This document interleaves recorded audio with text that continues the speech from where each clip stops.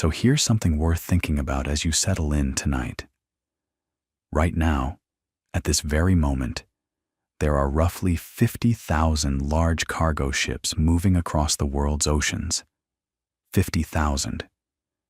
And each one of them is carrying something you probably used today.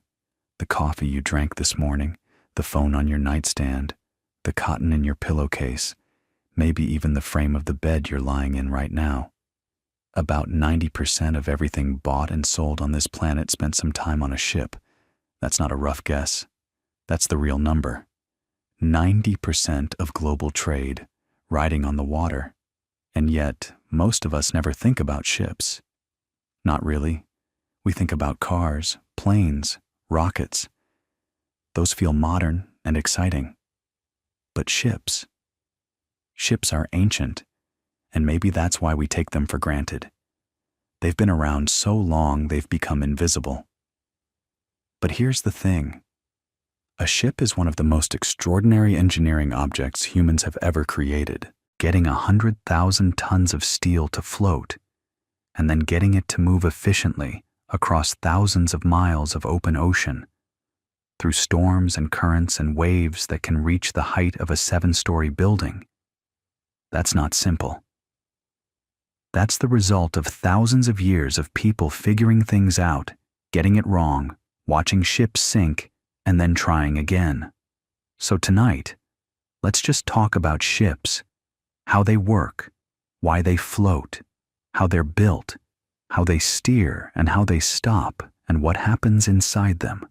We'll go slowly, and we'll start at the very beginning, because the beginning is genuinely fascinating. And if you drift off somewhere along the way, that's perfectly fine. The ocean will still be here. Let's go back, way, way back. Before engines, before sails, before anyone had any idea what buoyancy even meant.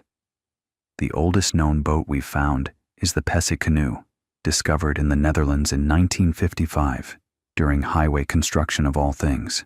It's a dugout canoe, carved from a single Scots pine log, and it's been dated to around 8,000 BCE.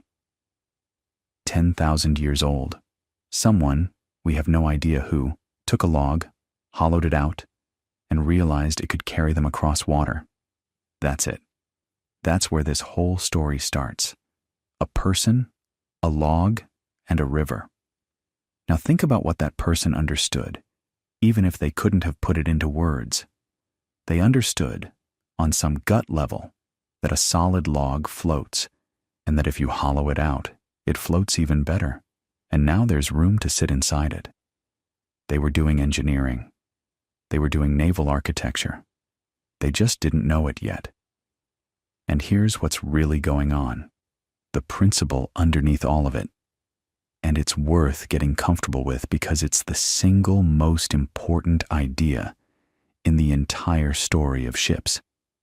It's called Archimedes' principle, named after the Greek mathematician Archimedes of Syracuse, who worked it out around 250 BCE, though of course people had been building boats for thousands of years before anyone could explain why they worked. Archimedes figured out that any object placed in a fluid experiences an upward force equal to the weight of the fluid it displaces. That's it. That's the whole secret of why ships float. Let me put it another way, because this is one of those ideas that sounds simple, but is actually profound. Imagine you have a bathtub full of water, and you push a basketball down into it. You can feel the water pushing back, right? That pushback is buoyancy. The basketball is shoving water out of the way, displacing it. And the water is essentially saying, no, I was here first, and it pushes back with a force equal to the weight of the water that got moved. If the basketball weighs less than the water it displaces, it floats. If it weighs more, it sinks. That's the whole game. So now think about a steel ship. Steel is absolutely denser than water. A solid block of steel sinks immediately. You know this intuitively. But a ship isn't a solid block of steel. It's a hollow shell, a vast air-filled shape, and that shape displaces an enormous volume of water. The weight of all that displaced water, the ocean pushing back against the hull, is greater than the weight of the ship itself, steel and cargo and crew and everything. So it floats. The ship is like that hollowed-out log from 10,000 years ago, just scaled up to an almost absurd degree. And this is where it starts to get really interesting, because the shape of that hull matters enormously. It's not enough to just be hollow. The geometry of the hull determines how the ship sits in the water, how stable it is, how it moves through waves, how much cargo it can carry. And people have been experimenting with hull shapes for millennia. Let's stay in the ancient world for a while, because there's so much good stuff here. After those early dugout canoes, the next big leap was the reed boat. In ancient Egypt, along the Nile, people were building boats out of bundled papyrus reeds as far back as 4000 BCE. These weren't toys. They were working vessels used for fishing, for transportation, for carrying stone blocks during the construction of monuments. The reeds were naturally buoyant, full of air pockets, and when you lashed enough of them together in the right shape, you got something surprisingly seaworthy. There's a famous relief from the tomb of the pharaoh Sahur, dating to around 2500 BCE, that shows large Egyptian ships with sails, rigging, and crews, ships clearly capable of coastal voyages in the Mediterranean and the Red Sea. But reed boats had limits. They absorbed water over time. They were hard to make truly large. And so the Egyptians and other ancient civilizations began building with wood. And this is where planked construction comes in. The idea of taking individual pieces of timber and fastening them together to form a hull. This was a monumental step. Instead of being limited by the size of a single tree trunk, you could now build a vessel of almost any size as long as you could figure out how to join the planks tightly enough to keep the water out. The ancient Egyptians used a technique called shell-first construction. They'd build the outer skin of the hull first, the planks, and then add internal framing afterward for strength. The planks were edge-joined using mortise and tenon joints, which is a woodworking method where a protruding tongue on one piece fits into a slot cut into the next piece. They'd lock these joints with wooden pegs. No nails, no screws, just incredibly precise carpentry, and the results were remarkable. The Khufu ship, discovered in 1954 in a sealed pit at the base of the Great Pyramid of Giza, is a cedar vessel over 143 feet long, dating to around 2500 BCE. It was found disassembled into more than 1,200 pieces, and when researchers put it back together, they found a ship of extraordinary craftsmanship, smooth, elegant, with a hull that curved gracefully upward at both bow and stern. It may have been a ceremonial vessel, a solar barge meant to carry the pharaoh in the afterlife, but its construction tells us that Egyptian shipwrights understood hull design at a very sophisticated level 4,500 years ago. Meanwhile, on the other side of the Mediterranean, the Phoenicians were doing something equally impressive. The Phoenicians, based in what's now Lebanon, roughly 1500 to 300 BCE, were arguably the greatest seafaring civilization of the ancient world. They built trading networks that stretched from the Levant to the coast of Spain, through the Strait of Gibraltar, and possibly even down the west coast of Africa. Their ships were built from the famous cedars of Lebanon, and they developed both merchant vessels, round-hulled, wide, designed to carry maximum cargo, and warships, which were long, narrow, and fast. Here's what's clever about that distinction, because it shows an engineering trade-off that still exists today. A wide, round hull is stable and can carry a lot of weight, but it's slow. It pushes a lot of water out of the way as it moves forward, and that creates resistance, what naval architects call drag.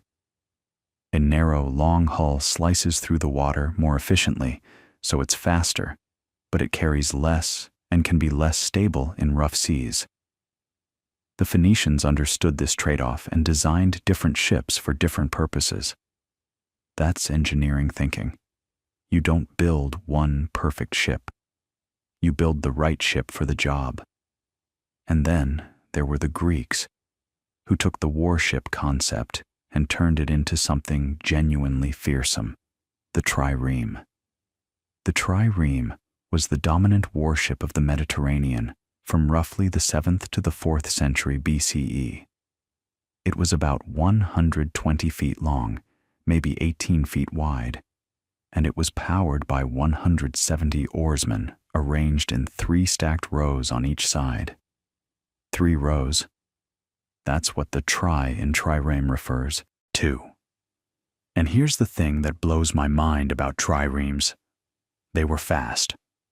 Modern reconstructions, like the Olympias, built in 1987 by the Hellenic Navy, with the help of historians and naval architects, showed that a well-trained crew could push a trireme to speeds of about 9 knots, maybe even a bit more in short bursts. That's over 10 miles an hour, powered entirely by human muscle, in a wooden ship with no keel in the modern sense. The main weapon of the trireme was the ram, a heavy bronze-clad projection at the bow, right at the waterline. The tactic was straightforward and violent. You rowed at full speed directly into the side of an enemy ship, punched a hole in their hull below the waterline, and then backed away while they flooded and sank.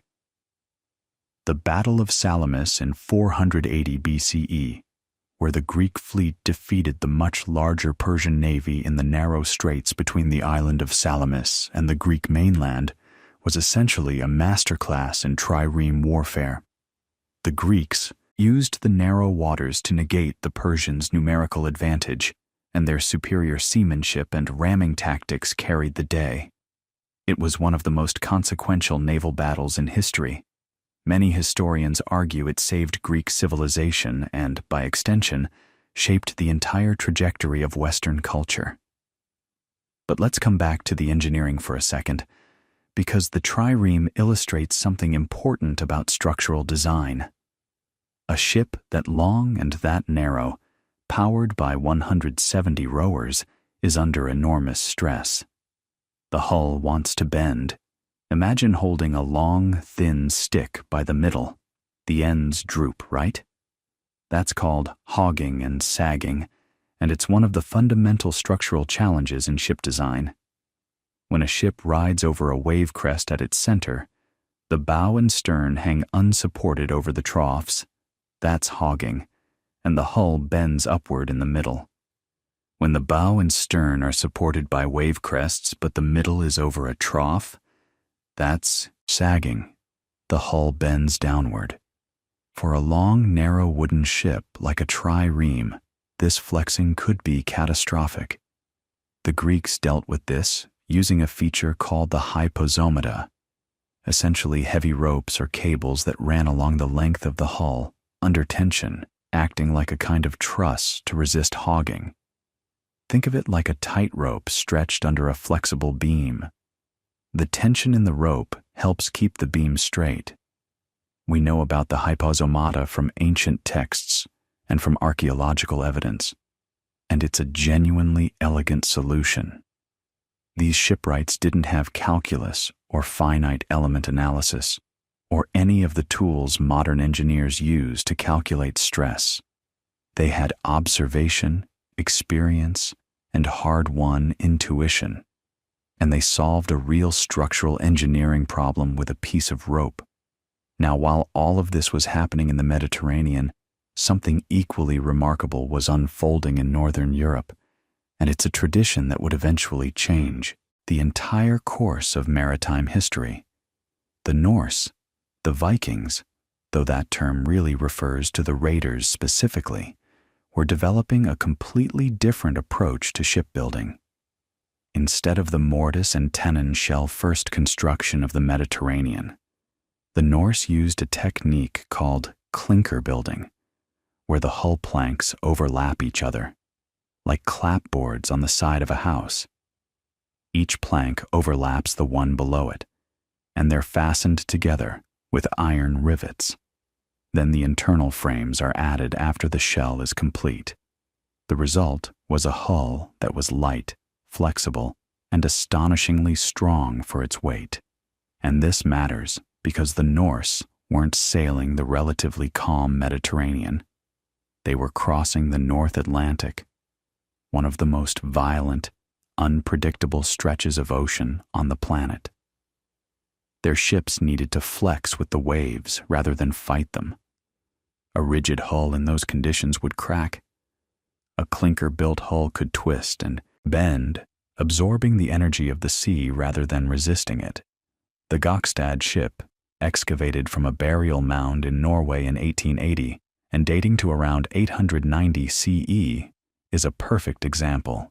About 76 feet long, built from oak, with a beautiful, sweeping clinker hull. A replica of the Gokstad ship was sailed across the Atlantic in 1893 for the World's Columbian Exposition in Chicago, and the crew reported that the hull flexed so much in heavy seas that the gunwale could twist out of alignment by as much as 6 inches. 6 inches of flex in a wooden hull. And it didn't leak. It didn't break. It just rode the waves like it was alive. The Vikings also perfected something else that was crucial: the keel.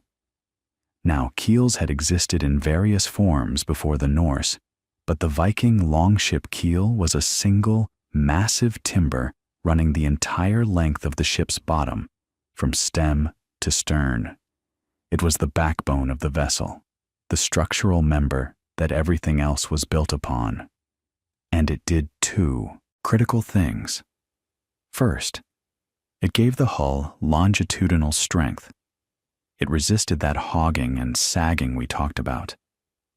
Second, it provided lateral resistance in the water, which meant the ship could sail at an angle to the wind without just sliding sideways. That's a huge deal because it meant Viking ships could tack.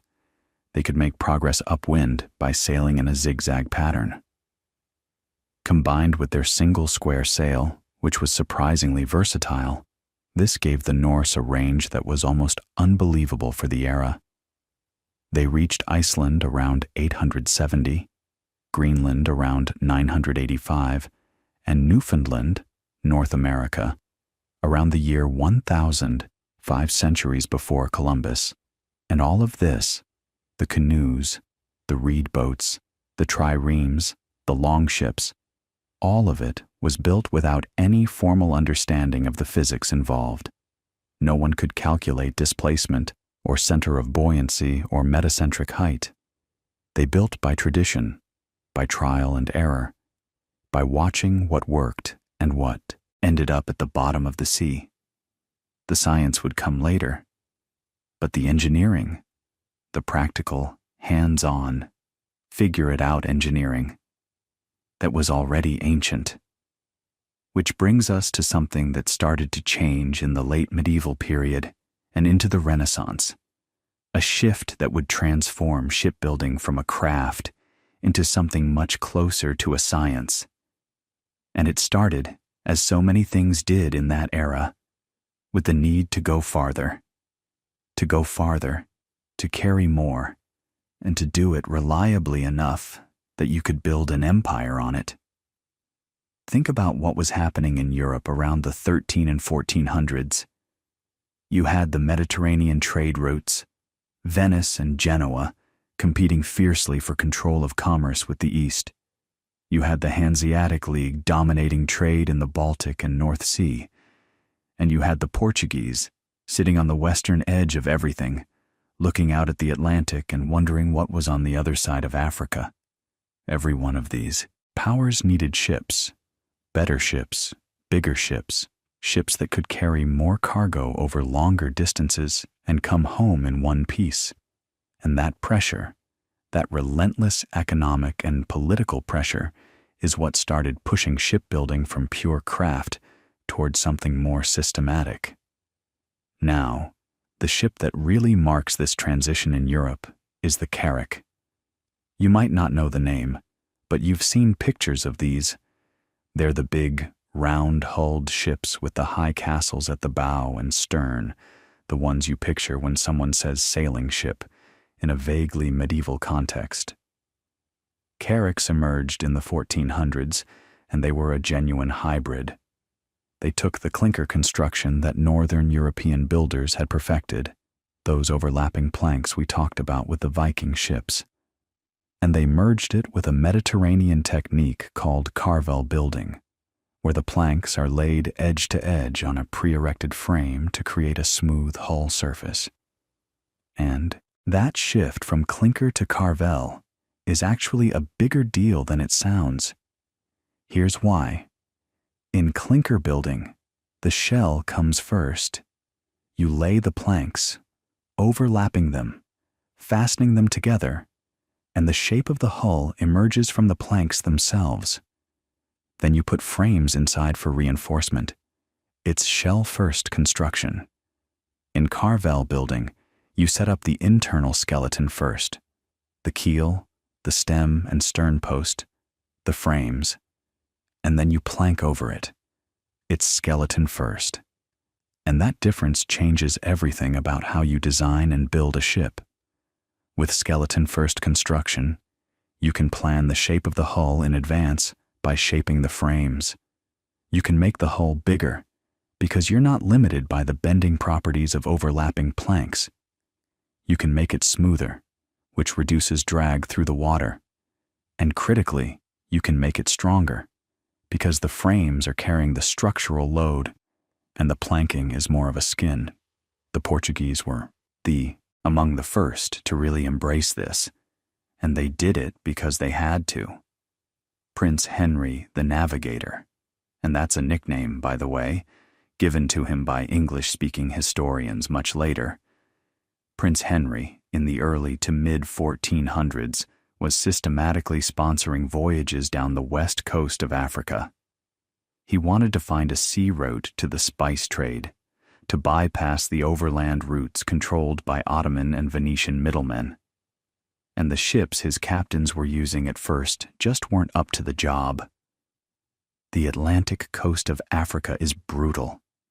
You've got contrary winds, strong currents, and once you get past Cape Bojador, which is in modern-day Western Sahara, the prevailing winds blow from the north, which means getting down there is fine, but getting home is a nightmare.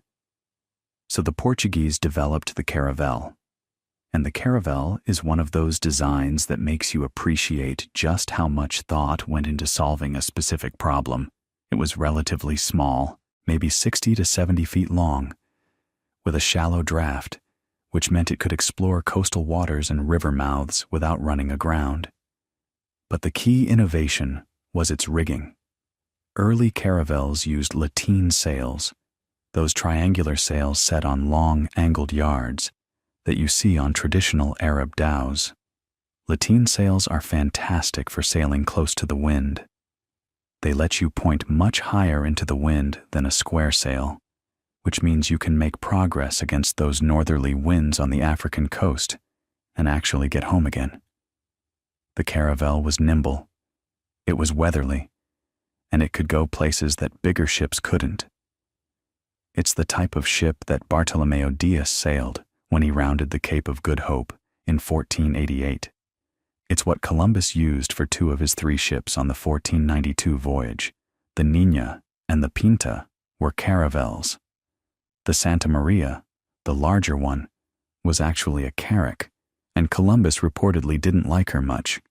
He found her sluggish and hard to handle compared to the nimble Niña. But here's the thing about caravels. They were small, great for exploration, not great for hauling tons of cargo or carrying enough supplies for truly long voyages. So, As the age of exploration ramped up, shipbuilders had to scale up.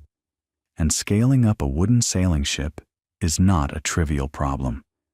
You can't just make everything bigger and expect it to work. Remember that issue of hogging and sagging? A longer ship experiences greater bending forces. The hull has to be strong enough to resist them, and the rigging, the masts, the yards, the sails, the miles of rope, all of that has to be redesigned to handle the increased loads. This is where we start to see something genuinely new in the history of shipbuilding. People writing things down. Not just building ships, but recording how they built them, trying to establish principles, creating what you might call the first naval architecture.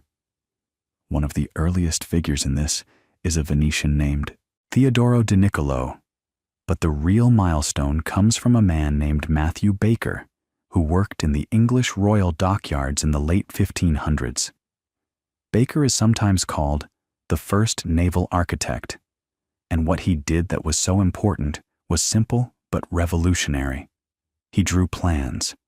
He created detailed drawings of ships before they were built, with precise measurements, showing the shapes of the frames, the curves of the hull, the placement of the masts. He used geometric methods to define hull forms mathematically, rather than relying purely on the builder's eye. Now, this might not sound like a huge leap, but think about what it means. Before Baker and people like him, if you wanted to build a copy of a successful ship, you had to find the master shipwright who built the original and hope he could reproduce it. The knowledge was in his hands, in his eye, in his experience. It was tacit knowledge, understood, but not written down. Baker started making it explicit. He turned shipbuilding into something that could be communicated on paper, studied, refined, and taught systematically. And that's the seed of engineering as we understand it today. The move from craft knowledge to codified knowledge. Around the same time, you start to see the first real attempts to apply science to ship design. The problem of stability, why some ships float upright and others capsize, was becoming urgent because ships were getting bigger and carrying heavier loads of cargo and guns. And the guns are a huge part of this story. Naval warfare in the 15 and 1600s was being transformed by cannon, and cannons are incredibly heavy. A large naval cannon of that era might weigh 2 tons or more, and a warship might carry dozens of them. All that weight, mounted high up on the gun decks, raises the ship's center of gravity. And if the center of gravity gets too high relative to the center of buoyancy, that's the center of the underwater volume pushing the ship up, the ship becomes unstable. It wants to roll over. The most famous disaster caused by exactly this problem is the Vasa. And this is one of those stories that's worth spending some time on, because it tells you so much about what happens when ambition outruns understanding. The Vasa was a Swedish warship, ordered by King Gustavus Adolphus in 1625. Sweden was a major military power at the time, fighting in what would become the 30 Years' War, and the king wanted a flagship that would project power and intimidate enemies. The ship was built in Stockholm, and she was magnificent, about 226 feet long, carrying 64 bronze cannons on 2 gun decks, elaborately decorated with hundreds of carved and painted sculptures. She was one of the most heavily armed vessels of her time.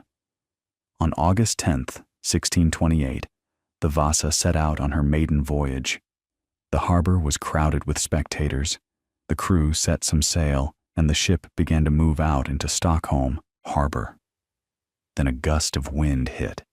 The Vasa heeled, tilted, to port. Water poured in through the open gun ports on the lower deck, which were barely 5 feet above the water line. And that was it. The Vasa capsized and sank right there in the harbor, in full view of the crowd. she went down in about 105 feet of water. Between 30 and 50 people died. Now, what went wrong? The investigation at the time was inconclusive. Nobody was punished, partly because the king himself had been deeply involved in the specifications, and you don't exactly put the king on trial. But modern analysis, after the Vasa was raised from the seabed in 1961 in an extraordinary salvage operation, has made the engineering failure very clear. The ship was too narrow for her height. She was too top-heavy, with those two decks of heavy bronze cannons stacked high above the waterline. Her ballast, the heavy material placed low in the hull to lower the center of gravity, wasn't sufficient to compensate. In modern terms, her metacentric height was too small. Let me explain that concept, because it's one of the most important ideas in naval architecture, and it's actually quite elegant. When a ship is floating upright, the center of buoyancy, the center of all that displaced water pushing up, is directly below the center of gravity. Everything's balanced. Now, when the ship tilts, the shape of the underwater part of the hull changes. One side goes deeper, the other rises. The center of buoyancy shifts to the side that's deeper in the water. And here's the key. If you draw a vertical line up from the new center of buoyancy, it crosses the ship's center line at a point called the metacenter. If the metacenter is above the center of gravity, the buoyant force creates a righting moment. It pushes the ship back upright. The ship is stable. If the metacenter is below the center of gravity, the force pushes the ship further over. The ship is unstable, and the distance between the center of gravity and the metacenter, the metacentric height, tells you how stable the ship is. A large metacentric height means the ship snaps back upright aggressively. A small one means she rolls slowly and gently. 0 or negative means she's going over. The Vasa had a dangerously small metacentric height. Modern calculations suggest it was less than half a meter, maybe much less. For a ship that size, that's almost nothing. Any significant gust of wind would heal her enough to put those low gun ports under water, and once water starts flooding in on one side, the weight of the water makes the ship heal further, which lets more water in, which makes it worse. It's a vicious cycle that ends at the bottom of the harbor. And here's what's poignant about the Vasa story. The shipwright, Henrik Hubertson, apparently had concerns during construction. The king kept changing the specifications. He wanted more guns. He wanted the ship longer. He wanted 2 gun decks instead of 1. Hubertson fell ill during the build and eventually died before the ship was completed. His assistant took over, and at one point, a stability test was conducted. 30 men ran back and forth across the deck to see how much the ship rocked. After 3 runs, the test was stopped because the ship was rolling so alarmingly that they feared she'd capsize right there at the dock. But the ship sailed anyway. The schedule was set. The king was waiting, and nobody had the authority or the courage to say stop. That pattern, by the way, political pressure overriding engineering judgment, shows up again and again in the history of engineering disasters. The Vasa is one of the earliest and most dramatic examples, but it's the same fundamental dynamic you see centuries later in other catastrophic failures. The engineers know something is wrong, but the decision-makers push forward anyway. What the Vasa story also illustrates is the desperate need by the 1600s for a scientific understanding of ship stability. Builders knew from experience that wide ships were more stable than narrow ones, that heavy things should go low, that too many guns up high was dangerous. But they couldn't calculate any of it. They couldn't predict, before a ship was built and launched, whether she would be stable or not. And as ships got bigger and more expensive, and more critical to national power, that uncertainty became intolerable. The person who finally cracked the problem, who gave naval architecture its mathematical foundation, was a Frenchman, and his story begins in the early 1700s, in a world where the great maritime powers were locked in an arms race of warship design, and the difference between a well-designed hull and a poorly designed one could determine the fate of an entire empire. His name was Pierre Bouguer, and he was, in almost every way, an unlikely candidate to revolutionize how we think about ships. Bouguer was born in 1698 in the port city of Le Croisic in Brittany, on the Atlantic coast of France. His father was a hydrographer, someone who mapped harbors and coastlines. So Pierre grew up around the sea, around sailors, around the practical realities of ships. But Pierre himself was not a sailor. He was a mathematician, and not just any mathematician. He was a prodigy. By the age of 15, he was appointed to a professorship in hydrography at Le Croisic, taking over his father's position after his father died. 15 years old, teaching navigation and cartography to grown men. By his 20s, he was winning prizes from the French Academy of Sciences for work on mast design and sail theory. And in 1746, he published a book called Traité du Navire, Treatise on the Ship. And this book is, in many ways, the founding document of naval architecture as a mathematical science. Here's what Bouguer did that nobody had done before him. He took the intuitive, experience-based understanding of stability that shipbuilders had accumulated over millennia, all those hard-won lessons about keeping weight low and keeping hulls wide, and he translated it into geometry and calculus. He formalized the concept we talked about earlier, the metacenter. Remember that idea? The point above the center of buoyancy that acts like a pivot? Bouguer is the one who gave it a rigorous mathematical definition.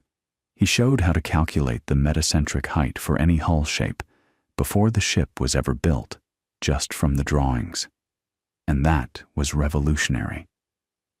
For the first time in history, a designer could sit at a desk with a set of plans and predict whether a ship would be stable or not. No more guessing. No more building the thing and hoping for the best. No more running 30 men across the deck and praying. Now Bouguer wasn't working in a vacuum. Around the same time, another brilliant mind was tackling similar problems. Leonhard Euler, the Swiss mathematician who was arguably the most prolific mathematician in all of history. Euler published his own treatise on ship stability, Scientia Navalis, in 1749, just a few years after Bouguer's work. And there's a bit of a priority dispute here. Some historians think Euler developed his ideas independently and possibly even earlier, but Bouguer published first. The exact timeline is debated. What matters for our story is that by the mid-1700s, the mathematical tools existed. You could calculate the waterplane area of a hull. That's the shape of the cross-section right at the waterline. And from that, you could determine the metacentric height. And from that, you could predict how the ship would behave when it rolled. The wider the waterplane, the higher the metacenter, the more initial stability the ship has. A narrow hull, like a canoe, has a low metacenter, which is why canoes feel tippy. A wide, flat-bottomed barge has a very high metacenter, which is why barges feel incredibly stable, almost stubbornly. But here's the thing, and this is one of those beautiful complications that makes engineering so much richer than it first appears. More stability isn't always better. If a ship is too stable, if the metacentric height is too large, then the ship snaps back to upright very quickly after each wave rolls it, and that quick snapping motion is brutal. The ship becomes what sailors call stiff. It rolls hard and fast, back and forth, and everything on board gets thrown around. Cargo shifts. Crew can't work. The masts experience enormous forces at their bases. So what you actually want is a Goldilocks amount of stability. Enough that the ship won't capsize, but not so much that it becomes a miserable, violent ride. And calculating that balance, finding that sweet spot, is one of the central challenges of naval architecture to this day. Bouguer understood this. He wrote about the relationship between stability and comfort, about how the period of roll, the time it takes for a ship to rock from one side to the other and back, depends on the metacentric height. A ship with a large metacentric height has a short roll period, meaning it snaps back and forth quickly. A ship with a small metacentric height has a long, slow, gentle roll. Sailors prefer the gentle roll, up to a point. Too gentle, and you're getting dangerously close to instability. So designers learned to target specific roll periods depending on the type of ship. A warship might tolerate a stiffer ride because it needed to be a stable gun platform. A passenger liner wanted a longer, slower roll for the comfort of the people on board. A cargo ship needed enough stability to handle shifting loads. Each type of vessel had its own ideal balance, and all of this, every bit of it, traces back to Archimedes' principle, the thing we talked about way back at the beginning. The buoyant force equals the weight of the displaced water. The center of buoyancy is where that force acts. The center of gravity is where the weight acts. The metacenter is the geometric relationship between those 2 points as the ship tilts. It's all connected, all one continuous thread of understanding that took thousands of years to develop, from a Greek mathematician in a bathtub to a French prodigy at a desk in Paris. Now, having the mathematics was one thing. Actually building better ships because of it, that was a different challenge entirely. And this is where the story gets really interesting, because the 1800s brought a transformation so radical, so total, that a sailor from 1800 transported to 1900 would barely recognize the vessels in the harbor. In the span of a single century, ships went from wooden sailing vessels that would have been broadly familiar to someone from the 1500s to steel-hulled, steam-powered behemoths that were essentially floating industrial plants. And the engineering challenges of that transformation, the problems that had to be solved, the failures that happened along the way, are some of the most fascinating in all of engineering history. It starts with iron. For thousands of years, ships were made of wood.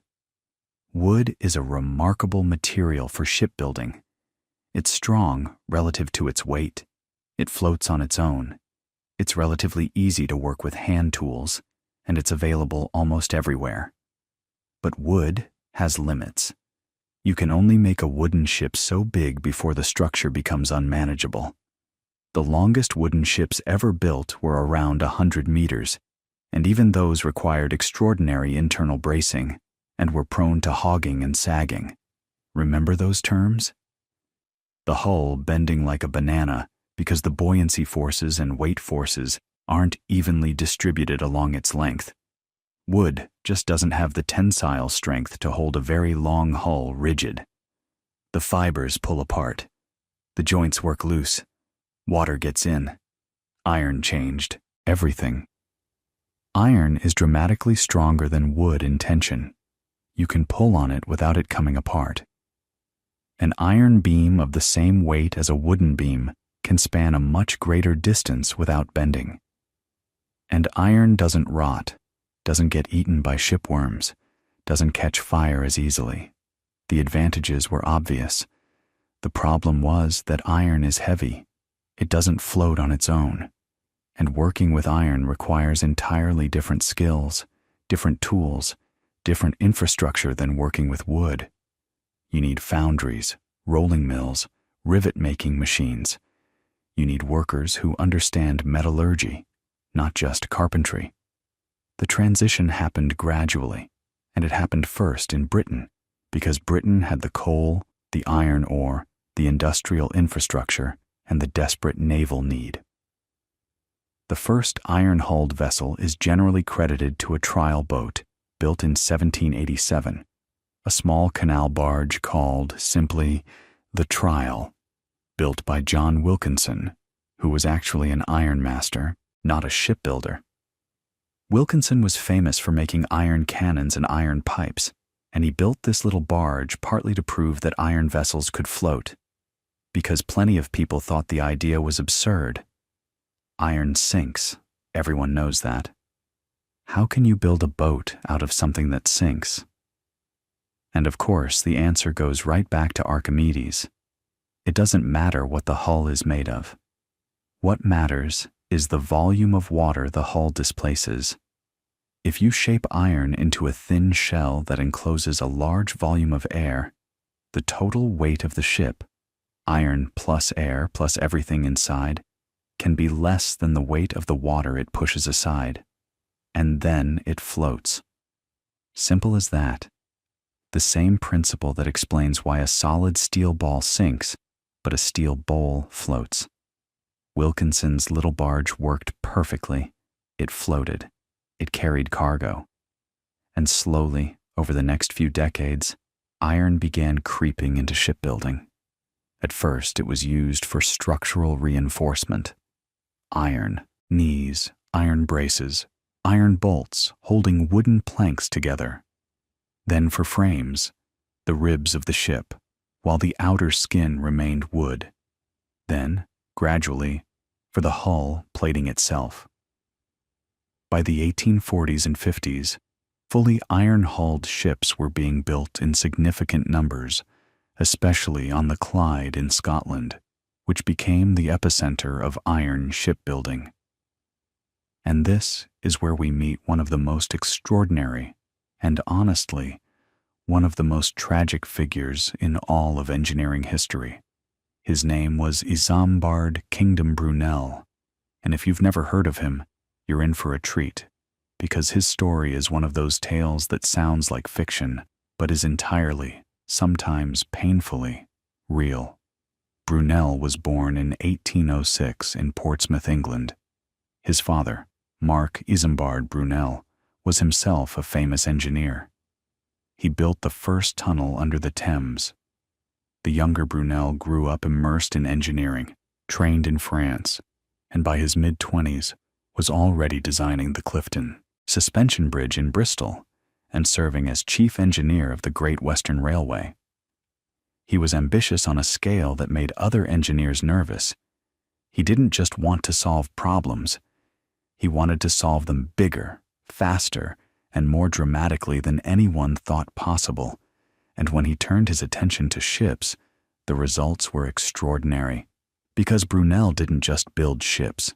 He built the biggest ships the world had ever seen, one after another, each one pushing further past what anyone believed was possible, and each one taught the engineering world something it desperately needed to learn. His first ship was the Great Western, launched in 1837. Now, to understand why this ship mattered, you need to know the conventional wisdom of the time. Most engineers and shipping investors believed that a steamship could never cross the Atlantic under its own power. The argument seemed logical on the surface. A longer voyage requires more coal. More coal means more weight. More weight means you need a bigger ship, but a bigger ship needs even more coal to push it, and so you spiral into this impossible loop where the coal eats up all your cargo space and you end up with a floating coal barge that can't actually carry anything worth selling. It seemed like a dead end. Steam was fine for short coastal runs, for rivers, for crossing the English Channel maybe. But the Atlantic? 3,000 miles of open ocean? Forget it. Brunel saw the flaw in this reasoning. And here's the thing. The flaw was mathematical, and it was beautiful. The volume of a ship, The space available for coal and cargo scales with the cube of its dimensions. If you double the length, width, and depth, you get 8 times the internal volume. But the resistance a ship encounters moving through water doesn't scale nearly that fast. Drag is mostly about the wetted surface area, which scales roughly with the square of the dimensions. So if you make the ship big enough, the volume for fuel grows faster than the fuel consumption does.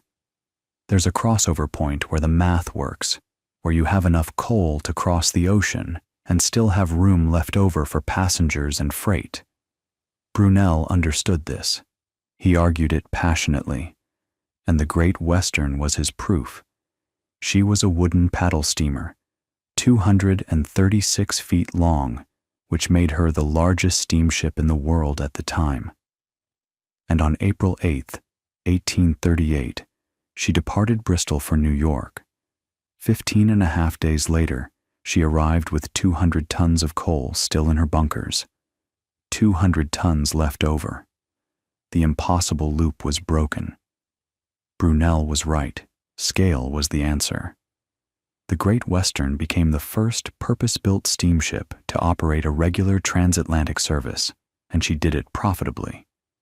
That cube-square relationship, that insight about how volume and resistance scale differently, that idea would echo through ship design for the next century and a half.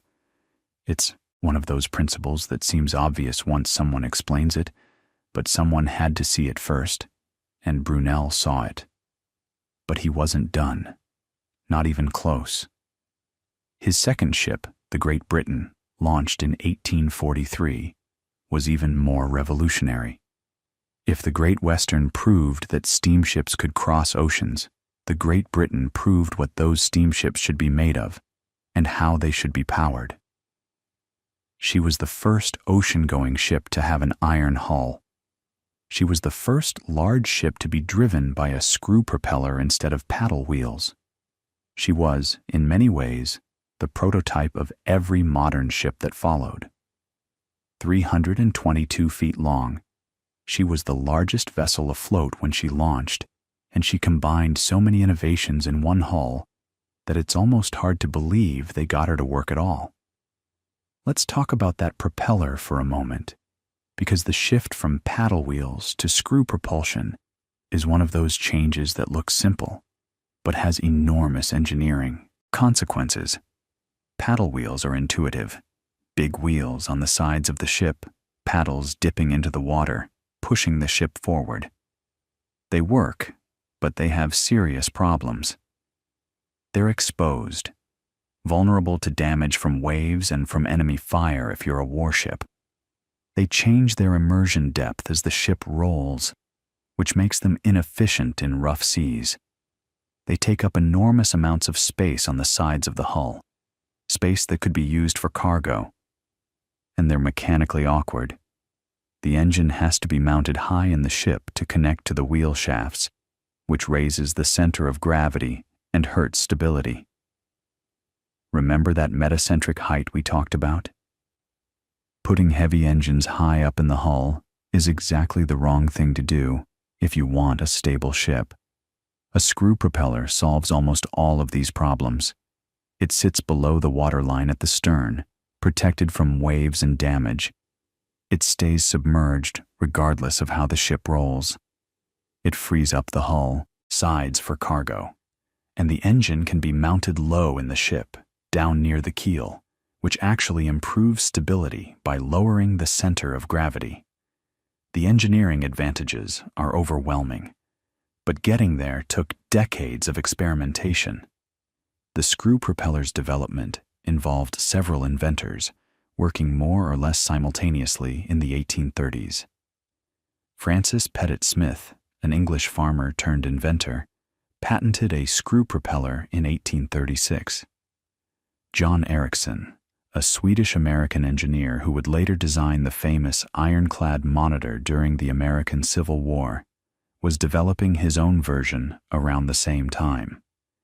There's a famous, possibly somewhat embellished, Story about a tug-of-war test conducted by the Royal Navy in 1845, where two sloops of similar size, HMS Rattler with a screw propeller and HMS Alecto with paddle wheels, were tied stern to stern and set to steam in opposite directions. Rattler, the screw-driven ship, dragged Alecto backward at nearly 3 knots. It was a dramatic public demonstration of propeller superiority, and it essentially settled the debate for the Royal Navy. Brunel adopted the screw propeller for the Great Britain, and the combination of iron hull and screw propulsion in one ship was genuinely world-changing. But the Great Britain's career also illustrates something important about how engineering progress actually works. It's messy. On her maiden voyage to New York in 1845, she performed beautifully. But in 1846, her captain ran her aground in Dundrum Bay, Ireland, due to a navigation error. She sat there for almost a year before she could be refloated. An iron ship, though. A wooden ship would have broken apart in weeks under the pounding of winter storms. The Great Britain survived because iron is simply tougher than wood. Her grounding was a disaster for Brunel's company, which went bankrupt, but it was also an accidental advertisement for the resilience of iron construction. She was eventually refloated, sold, and spent decades carrying passengers and cargo, including immigrants to Australia during the gold rush. She sailed for over 40 years. Today, she sits in the dry dock in Bristol, where she was originally built, restored, and preserved as a museum ship. If you ever get the chance to visit, it's worth it. You can walk through her and see the iron plates, the riveted seams, the massive propeller shaft running the length of the hull. She feels modern in a way that's startling for a ship designed in the 1840s. But Brunel, as I said, always wanted to go bigger. And his third ship, the Great Eastern, is where his story becomes both awe-inspiring and heartbreaking. The Great Eastern was conceived in the early 1850s, and Brunel's vision was staggering. He wanted to build a ship so large that it could carry enough coal to steam all the way to Australia and back without refueling. No coaling station stops. Just one enormous, self-sufficient vessel. The numbers he arrived at were almost absurd for the time: 692 feet long, 83 feet wide, nearly 19,000 gross register tons. She would be 6 times larger than any ship ever built. 6 times. To put that in perspective, it would be almost 50 years before another ship surpassed her in length. The construction began in 1854 at John Scott Russell's shipyard on the Thames at Millwall. And from the very beginning, almost everything that could go wrong did go wrong. The relationship between Brunel and Russell deteriorated into bitter acrimony. Russell's yard went bankrupt midway through construction. There were cost overruns, delays, labor disputes. The ship was being built parallel to the river rather than perpendicular, which meant she had to be launched sideways, a terrifying prospect for a vessel of that size and weight. The attempted launch on November 3, 1857, was a fiasco. Thousands of spectators gathered. The hydraulic rams that were supposed to push the ship down the slipway couldn't generate enough force. She moved a few feet and stopped. It took 3 months of agonizing, inch-by-inch effort using hydraulic presses and chain tackles to finally get her into the water. During one of the launch attempts, a winch handle spun out of control and hurled workers through the air, killing several men. The launch alone cost more than many entire ships of the era. Brunel poured his health, his fortune, and his reputation into the Great Eastern. He was photographed standing in front of her massive chains during construction. A small, exhausted man in a mud-splattered top hat cigar clenched in his teeth, looking far older than his years. On September 5th, 1859, just days before the Great Eastern's first sea trial, Brunel suffered a stroke. He died 10 days later, at 53. He never saw his greatest ship complete a voyage, and the Great Eastern's career was, by most commercial measures, a failure. She was too big for any existing port. She rolled terribly in heavy seas. Her metacentric height, that crucial stability parameter, wasn't well optimized for her proportions. She never found a profitable route as a passenger liner. She carried troops. She laid the first successful transatlantic telegraph cable in 1866, which was arguably her greatest achievement. And then she was used as a floating billboard and eventually scrapped in 1889. During the scrapping, workers reportedly found the skeletons of 2 riveters who had been accidentally sealed between her double hull plates during construction, though this story is disputed by historians and may be apocryphal. But here's what matters about the Great Eastern from an engineering perspective, and this is the part that I think redeems the whole painful story. She was built with a double iron hull, an inner and outer skin with a space between them, like a ship inside a ship. She had watertight bulkheads dividing her hull into compartments. She had both a screw propeller and paddle wheels, plus sails. These were safety features that wouldn't become standard for decades. The double hull alone was an idea so far ahead of its time that when the Titanic sank in 1912, more than 50 years later, people pointed back to the Great Eastern and asked why her lessons hadn't been learned, why the shipping industry had collectively shrugged at the most forward-thinking safety design of the 19th century and gone right back to building single-hulled ships with inadequate compartmentalization. And the answer, honestly, is the answer to so many engineering tragedies. It was expensive, and nothing bad enough had happened yet. So let's talk about the Titanic. Not the movie, not the love story, but the engineering. Because the Titanic disaster is one of those moments where a dozen separate design decisions, economic pressures, regulatory failures, and plain bad luck all converged into a single catastrophic night, and the result changed how ships were built forever after. The Titanic was constructed by Harland and Wolff in Belfast, launched in 1911, and she set sail on her maiden voyage from Southampton on April 10, 1912. She was 882 feet long, about 46,000 tons, and at the time she was the largest moving object ever built by human beings. She and her sister ship Olympic were the pride of the White Star Line, designed to compete not on speed, but on luxury and sheer scale against Cunard's Lusitania and Mauretania. And she was genuinely impressive from an engineering standpoint. Her hull was divided into 16 watertight compartments separated by bulkheads, walls running across the width of the ship. She had a double bottom, meaning the very lowest part of her hull had that inner and outer skin design, though, crucially, this double layer did not extend up the sides of the ship, just the bottom, and her watertight bulkheads, those 16 dividing walls, didn't go all the way up to the top deck. They rose to various heights, some only a few feet above the waterline. The ship was designed so that any 2 adjacent compartments could flood, or even the first 4 compartments at the bow could flood, and she would still float. That was the design margin. 4 compartments.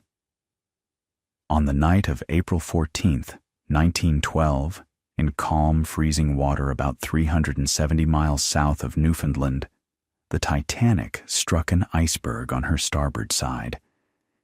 And here's where the engineering gets really specific and really important. The collision wasn't a head-on crash. It was a glancing blow along the ship's side, below the waterline, that opened up the hull over a length of roughly 300 feet. Now, For a long time, people imagined this as a single enormous gash torn in the steel, like a can opener running along the hull. But when the wreck was finally surveyed with sonar and submersibles in the 1980s and 90s, what they found was different. The damage was a series of 6 narrow openings, slits and buckled seams spread across the first 6 compartments. The total area of the openings was estimated at only about 12 square feet. 12 square feet. That's roughly the size of a large front door. And through that modest area, the North Atlantic poured in at a rate that doomed the ship. Think about what that means.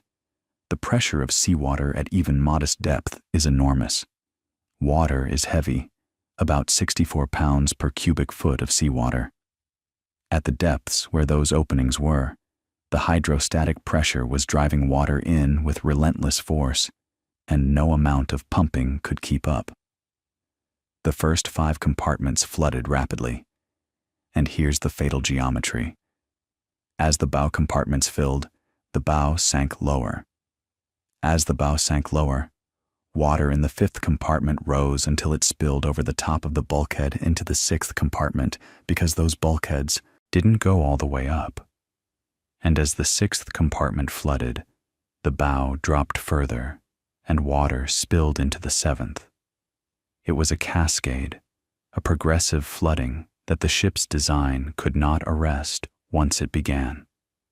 The ship was essentially sinking herself, compartment by compartment, like filling an ice cube tray. You tip it just enough, and water flows from one cell to the next, to the next. If the bulkheads had extended higher, all the way to the main deck, say, the flooding might have been contained. If the double hull had wrapped around the sides and not just the bottom, the iceberg's glancing blow might not have opened those seams at all. If there had been 5 watertight compartments breached instead of 6, it might have been survivable within the design margin. But the ship was designed for 4, and the iceberg gave her 6. 2 hours and 40 minutes after the collision, the Titanic broke apart and sank, and somewhere between 1,400 and 1,500 people died in the freezing water. The water temperature was about 28 degrees Fahrenheit, below the freezing point of fresh water, kept liquid only by its salt content. At that temperature, a person in a life jacket had maybe 15 to 45 minutes before hypothermia killed them. Now, the human failures that night are well documented. There weren't enough lifeboats, only enough for about 1/3 of the people on board, because the regulations set by the British Board of Trade hadn't been updated to account for ships of the Titanic's size. The davits could actually have handled more boats, but the deck would have looked cluttered, and the thinking was that on a ship this safe, lifeboats were more of a formality. Nearby ships didn't respond quickly enough. The Californian, probably less than 20 miles away, had switched off her wireless for the night. The evacuation was chaotic, and many lifeboats launched only partially full. These are failures of regulation, of procedure, of human judgment under crisis. But the engineering failures, the ones that let the ship sink in the first place, those are the ones that reshaped naval architecture. And here's what I find quietly devastating about the whole thing. Brunel had solved most of these problems 50 years earlier with the Great Eastern. Full double hull, bulkheads that went higher, redundant propulsion systems. He'd been mocked for over-engineering. The Great Eastern had actually struck a rock in 1862 that tore an 83-foot gash in her outer hull, and she didn't sink because the inner hull held. She limped into port and was repaired.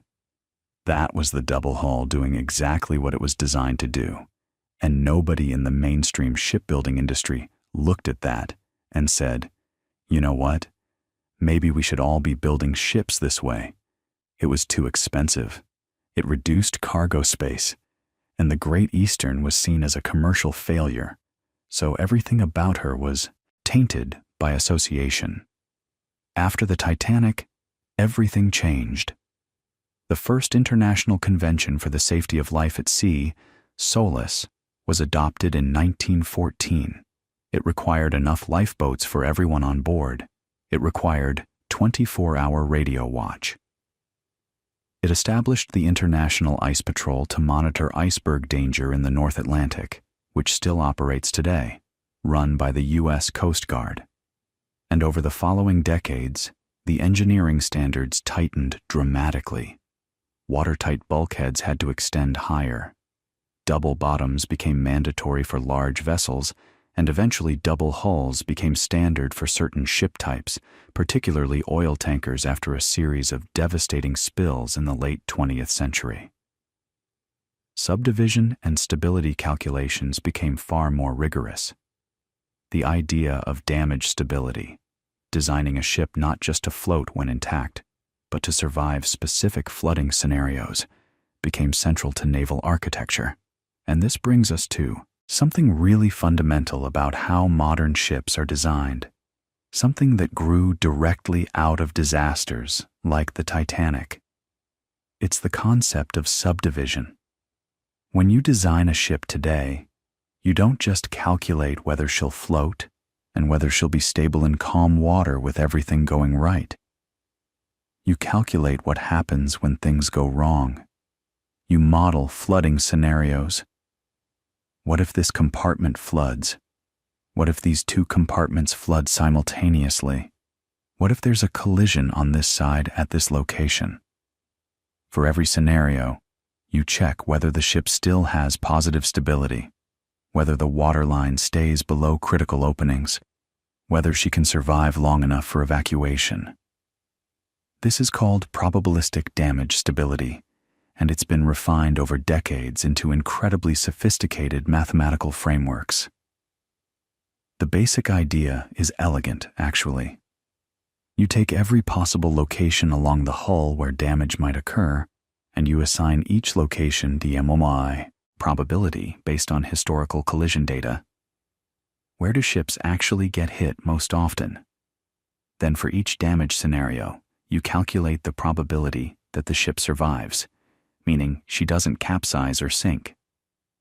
You multiply the probability of each damage case by its survival probability, and you sum all of those up to get an overall attained subdivision index, and that index has to meet or exceed a required value that depends on the ship's size and type.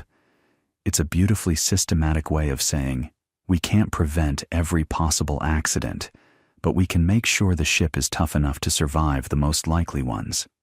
And this probabilistic approach is interesting because it represents a philosophical shift in engineering that goes way beyond ships. Early engineers designed for the expected case, the normal loads, the intended use, the calm sea. Then they added a safety factor, a margin, and hoped it was enough.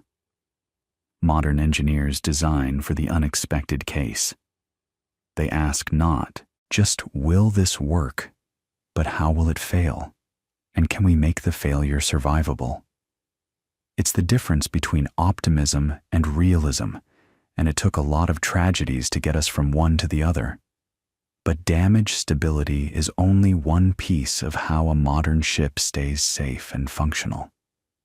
There's another piece that's just as important, and it has to do with something we talked about earlier. That relationship between a ship's shape and the water flowing around it. Because keeping a ship afloat is one problem, but moving her efficiently through the water is an entirely different challenge. And the story of how engineers learned to reduce resistance and optimize hull forms is one of the most fascinating chapters in all of naval architecture. Because for most of human history, shipbuilders shaped hulls by instinct and tradition, by eye and by feel. And it worked, mostly. But there was so much they didn't understand about what the water was actually doing to the hull as it moved through it. And once they started figuring that out, everything changed. So let's talk about resistance. When a ship moves through water, she has to push the water out of her way, and that costs energy. The faster she goes, the more energy it costs. But here's the thing. The resistance a ship encounters isn't just one force. It's actually several different forces layered on top of each other. And understanding those layers took centuries. The first and most obvious one is friction. Water is a fluid, but it's not perfectly slippery. As the hull slides through it, the water molecules right next to the hull surface cling to it. They literally stick. And those molecules drag on the ones next to them, and those drag on the ones next to them, and you get this thin layer of water near the hull that's being pulled along for the ride. This is the boundary layer, and the friction within it accounts for a huge portion of a ship's total resistance, sometimes 60 to 80% at low speeds. The smoother your hull, the less friction. That's why barnacles matter so much. A hull fouled with marine growth can see its fuel consumption jump by 30 or 40%, which is why anti-fouling coatings have been a serious concern for as long as ships have existed. The ancient Greeks used lead sheathing. The Royal Navy experimented with copper sheathing starting in the 1760s, and it worked beautifully. It kept the hulls clean and smooth. Today, we use specially formulated paints that leach biocides or create surfaces so slick that organisms can't attach. But the principle is the same one those Greek shipwrights understood. A clean bottom is a fast bottom. The second type of resistance is pressure resistance, sometimes called form drag. When the hull pushes through the water, it creates a high pressure zone at the bow and a low pressure zone at the stern. That pressure difference pushes backward on the ship, resisting forward motion. The blunter your bow, the worse this gets. Think of it like walking through a crowd. If you lead with your shoulder turned sideways, you slip through much more easily than if you walk chest first into people. Same idea. A sharp, narrow bow cuts through the water with less pressure buildup, and a gently tapering stern lets the water close back in smoothly behind the ship without creating a big, low-pressure void. This is why ships have the shapes they do. That classic pointed bow isn't just tradition or aesthetics. It's hydrodynamic necessity. But the third type of resistance is the really interesting one, and it's the one that puzzled engineers the longest. Wave-making resistance. As a ship moves through the water, she creates waves. You've seen this, that beautiful V-shaped wake spreading out behind a boat. Those waves carry energy, and that energy comes from the ship's engines. The ship is literally spending fuel to make waves. And here's what's wild about wave-making resistance. It doesn't increase gradually with speed.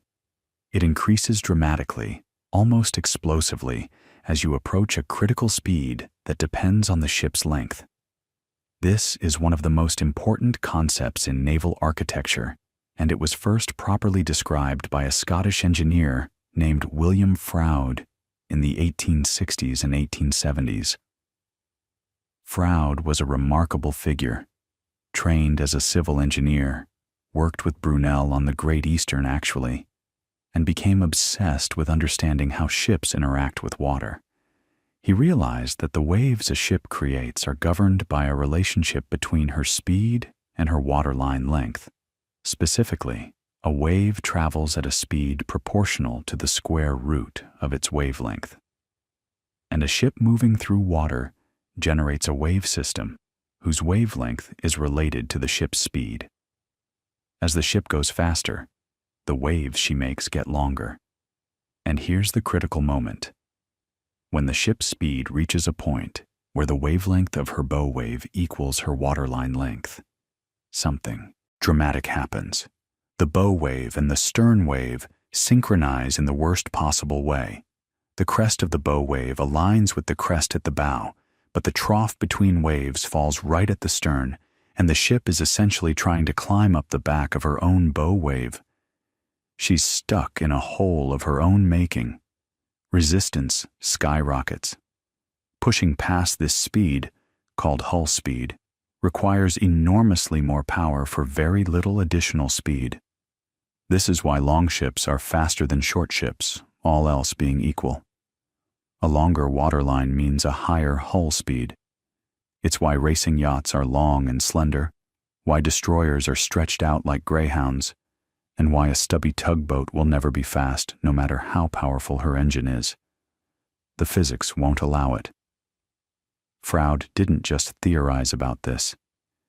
He built the world's first towing tank, a long, narrow channel of still water with a carriage running above it on rails. He'd make small-scale models of ship hulls, attach them to the carriage with instruments to measure the drag force, and tow them at various speeds. His first tank was built at Torquay in 1872, paid for with Admiralty funding, and it was about 80 meters long. And here's the clever part of what Froude figured out. He developed a scaling law, now called Froude scaling or the Froude number, that lets you take the resistance measurements from a small model and predict what the full-size ship will experience. The Froude number is the ship's speed divided by the square root of the product of gravitational acceleration and waterline length. If the model and the full-size ship are tested at the same Froude number, their wave-making behavior will be geometrically similar. You still have to account for frictional resistance separately, because friction doesn't scale the same way. But Froude worked that out too, developing empirical formulas for skin friction that could be applied independently. This was transformative. Before Froude, designing a hull was largely guesswork. You built a ship, you sailed her, and you found out whether she was fast or slow. If she was slow, well, too bad. You'd already spent a fortune building her. After Froude, you could test dozens of hull shapes as small models, cheaply and quickly, before committing to a full-size design. Every major maritime nation built towing tanks. The United States opened one at the Washington Navy Yard in 1899. Today, there are towing tanks all over the world, some of them hundreds of meters long, and they're still used alongside computational methods. Because even with modern computers, there's something irreplaceable about watching a physical model move through real water. Now, Froude's work explained wave-making resistance beautifully, but it also revealed something that clever designers could exploit. Remember how the bow wave and stern wave can synchronize badly at hull speed? Well, at certain speeds below hull speed, those wave systems can actually interfere constructively in a good way. The trough of the bow wave system can partially cancel the crest of the stern wave system, reducing the total wave energy and lowering resistance. This means that a ship's resistance doesn't just climb smoothly with speed. It has humps and hollows. At certain speeds, she's fighting her own waves. At others, the waves partially cancel, and she slips along more easily. A skilled naval architect can design a hull whose operating speed falls in one of those favorable hollows. And this brings us to one of the most visually striking innovations in modern ship design, the bulbous bow. If you've ever seen a large ship in dry dock or being launched, you've probably noticed that strange bulge protruding forward from the bow just below the waterline. It looks almost like a submarine nose grafted onto the front of the ship. That bulge isn't decorative, it's a wave cancellation device. The bulb generates its own wave system that's carefully designed to be out of phase with the wave system generated by the main bow.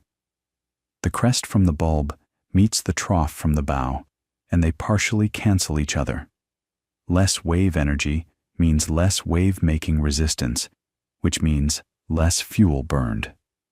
The fuel savings can be remarkable, 5 to 15% at the design speed, which over the lifetime of a large vessel translates to millions of dollars and thousands of tons of carbon dioxide.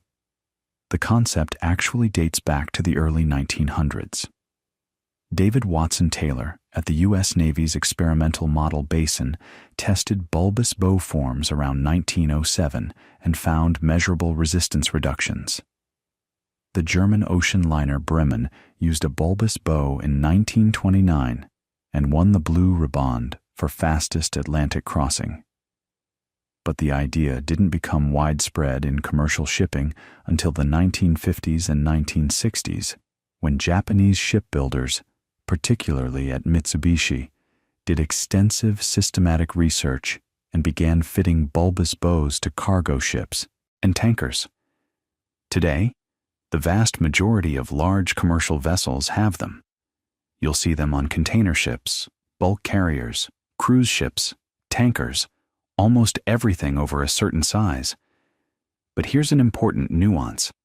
A bulbous bow is optimized for a specific speed and loading condition.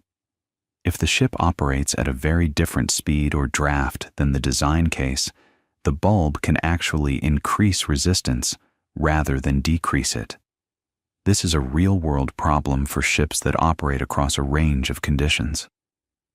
A container ship that's designed to cruise at 24 knots but ends up slow steaming at 18 knots to save fuel, a practice that became widespread after fuel prices spiked, might find that her bulbous bow, optimized for the higher speed, isn't helping much at the lower one. Some modern designs are experimenting with bow shapes that perform well across a broader speed range, sacrificing peak efficiency at one speed for better average efficiency across many. And this efficiency question has become absolutely central to modern ship design because of something that would have been unimaginable to Freud or Brunel: the environmental footprint of shipping. Remember, roughly 90% of world trade moves by sea. The global fleet burns something like 300 million tons of fuel per year. Shipping accounts for about 2 to 3% of global carbon dioxide emissions, which doesn't sound like much until you realize that if shipping were a country, it would be the 6th or 7th largest emitter in the world, somewhere around Germany. So every percentage point of efficiency improvement matters enormously. This is why hydrodynamics has become such an active field of research again. Computational fluid dynamics, CFD, lets engineers simulate the flow around a hull digitally, testing thousands of variations without building a single physical model. They can optimize not just the hull shape, but the propeller design, the rudder configuration, the placement of appendages, even the surface texture of the paint. Modern propeller design, for instance, has become extraordinarily sophisticated. A propeller isn't just a spinning blade. Each cross-section of each blade is an airfoil, like a tiny wing, and the angle and shape of that airfoil varies from the hub to the tip because the speed of the water relative to the blade changes along its length. Getting that distribution right, minimizing the energy loss to tip vortices and cavitation, which is the formation of tiny vacuum bubbles that collapse violently and can erode metal, is a whole discipline unto itself. And then there's the question of what's pushing the propeller in the first place. Because the story of marine propulsion is its own epic, running from oars to sails to steam, to diesel, to gas turbines to nuclear reactors, and each transition reshaped not just ships, but the entire world's economy and geography and power structures. So let's talk about that for a second, because the way ships are pushed through water is just as fascinating as the way they're shaped to move through it. For most of human history, the answer was muscle, oars. And we shouldn't dismiss oars too quickly, because oar-powered vessels dominated naval warfare for thousands of years, and they were remarkably effective in certain conditions. A Greek trireme, that's a warship with 3 banks of oars stacked vertically on each side, could carry about 170 rowers and reach speeds of maybe 9 or 10 knots in short bursts. That's genuinely fast. The coordination required was extraordinary. 170 men pulling in perfect rhythm, each oar hitting the water at exactly the right moment. The keel-used, the stroke caller, keeping time, sometimes with a flute player setting the beat. It was a human engine, really, converting food into forward motion, and the power output was something like 15 to 20 horsepower sustained, with bursts considerably higher during a ramming attack. The limitation, of course, was endurance. You can't row across an ocean. You can barely row across a sea without stopping to rest, resupply, and let your rowers eat and sleep. Oar-powered ships were coastal vessels, fundamentally. They hugged shorelines, made short crossings, fought battles close to home. For anything beyond that, you needed the wind. And the sail. Well, the sail is one of humanity's oldest and most elegant pieces of engineering. The earliest sails we know of were simple square sheets of woven reeds or cloth, hung from a single mast, and they appeared on Egyptian vessels around 5,000 years ago. They worked beautifully when the wind was behind you, which, on the Nile, it often was, since the prevailing wind blows south while the current flows north, so ancient Egyptians could sail upstream and drift downstream, which is just a lovely bit of geographical luck.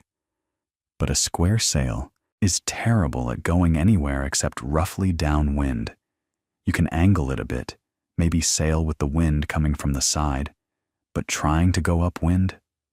Forget it. You're stuck. The great breakthrough in sail technology was the development of fore and aft rigs. Sails set along the length of the ship rather than across it. The lateen sail, that triangular sail you see on traditional Arab dhows and Mediterranean vessels, was a major step. It appeared probably around the 2nd century, maybe earlier, and it allowed ships to sail much closer to the wind, not directly into it. No sail can do that because you just stall, but at an angle of maybe 45 or 50 degrees off the wind direction. And here's where it gets clever. If you can sail at 45 degrees to the wind, you can get anywhere, even directly upwind, by zigzagging back and forth. That's tacking. You sail 45 degrees to the left of the wind, then turn and sail 45 degrees to the right. And your net progress is straight into the wind. It's slower. It's more work. But it means the entire ocean opens up to you. You're no longer a prisoner of wind direction. Now, the physics of how a sail works when you're sailing into the wind is genuinely beautiful, and it's the same physics that makes an airplane fly. When wind flows over a curved sail at an angle, it creates a pressure difference. Lower pressure on the convex side, higher pressure on the concave side. That pressure difference generates a force roughly perpendicular to the sail's surface. Part of that force pushes the ship sideways, and part pushes it forward. The sideways component is resisted by the keel, that deep fin running along the bottom of the hull, and the forward component is what actually moves you. So a sailing ship going upwind is essentially a wing, flying sideways through the air, with the water acting as an anchor to keep it from just sliding downwind. Think about that for a second. It's the same Bernoulli principle that holds a 747 in the sky, figured out empirically by sailors centuries before anyone wrote down the equations. The golden age of sail reached its peak in the mid-19th century with the clipper ships, those gorgeous sharp-bowed vessels built for speed. Ships like the Cutty Sark, launched in 1869, carrying tea from China to London as fast as humanly possible because the first cargo of the season commanded the highest prices. Clippers could sustain speeds of 15, 16 knots in good conditions, which is remarkable for a vessel powered by nothing but wind. But by the time the Cutty Sark was launched, the age of sail was already ending because something had appeared that would change everything: steam. The story of marine steam propulsion really begins with a series of experiments in the late 1700s. There were several contenders, but the one who usually gets the most credit is Robert Fulton, an American engineer and inventor who, in 1807, launched the North River steamboat, often called the Claremont, on the Hudson River between New York City and Albany. It wasn't the first steamboat ever built. There had been earlier experiments by people like John Fitch and Claude de Jouffroy, but Fulton's was the first commercially successful one. It made the 150-mile trip in about 32 hours, chugging along at roughly 5 miles per hour, and it ran as a regular passenger service. The significance wasn't the speed. A good sailing ship could beat that easily. It was the reliability. The Claremont went when it was scheduled to go, regardless of whether the wind was blowing or from which direction. That was revolutionary. Early steamships used paddle wheels, those big churning wheels on the sides or the stern, and they worked well enough in calm rivers and protected harbors. But paddle wheels had serious problems at sea. When a ship rolls in heavy waves, one paddle wheel lifts out of the water while the other plunges too deep, creating wildly uneven thrust. They were also vulnerable to enemy fire in wartime, and they took up enormous amounts of space along the hull.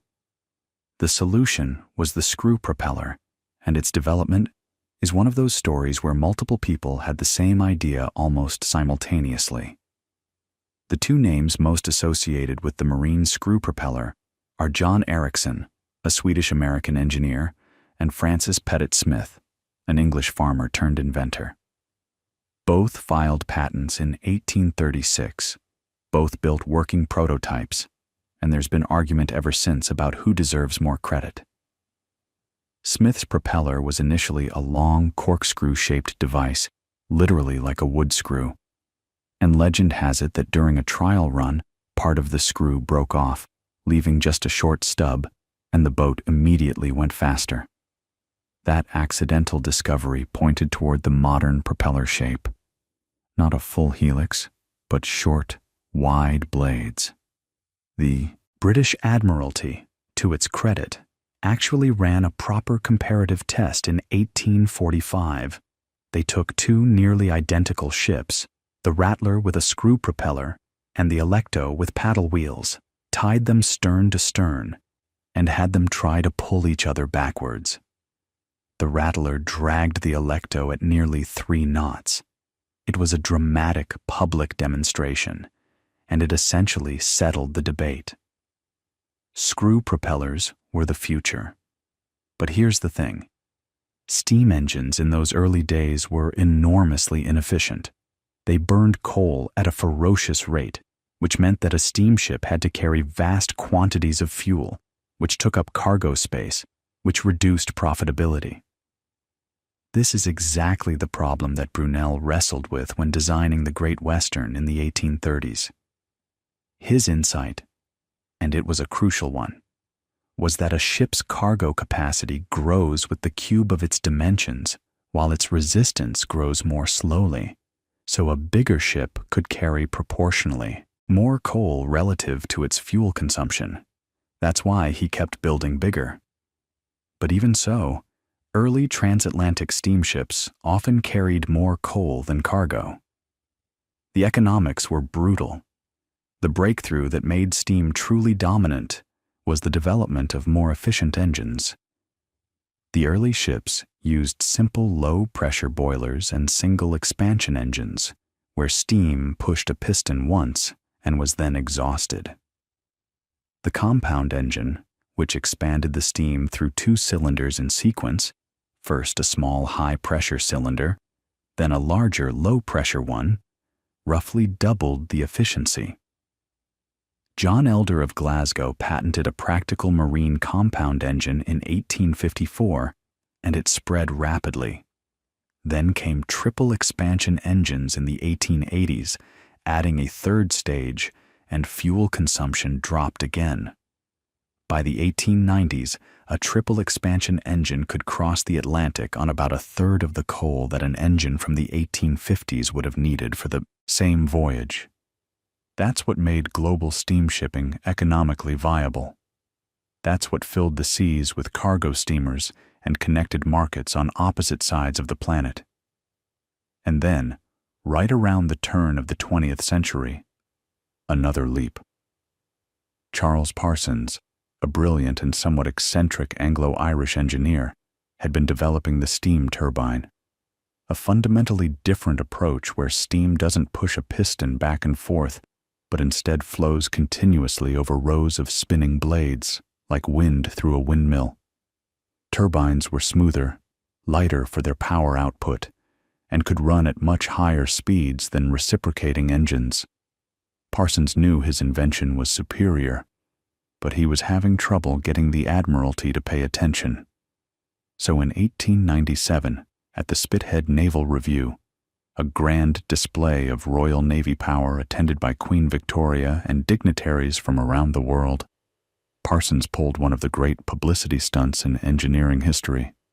He showed up uninvited in a small vessel called the Turbinia, powered by his steam turbines, and proceeded to race up and down the assembled lines of warships at an astonishing 34 knots. The Navy's fastest patrol boats tried to intercept him and couldn't even come close. The Admiralty got the message. Within a few years, turbines were being fitted to destroyers, and by 1906, the revolutionary battleship HMS Dreadnought was turbine-powered. But turbines had their own quirk. They ran best at very high rotational speeds, while propellers worked best at relatively low speeds. Spinning a propeller too fast causes cavitation, those destructive collapsing bubbles we talked about, and wastes energy. So you needed reduction gearing, heavy and complex, to step the turbine speed down to a propeller-friendly rate. This worked, and turbines powered the great ocean liners of the early 20th century. But the search for something better never stopped.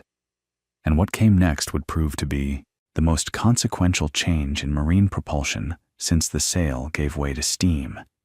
Because in the early 1900s, a quiet, methodical German engineer named Rudolf Diesel had been perfecting an engine that ignited fuel not with a spark, but with pure compression, squeezing air so tightly that it became hot enough to ignite oil sprayed into the cylinder.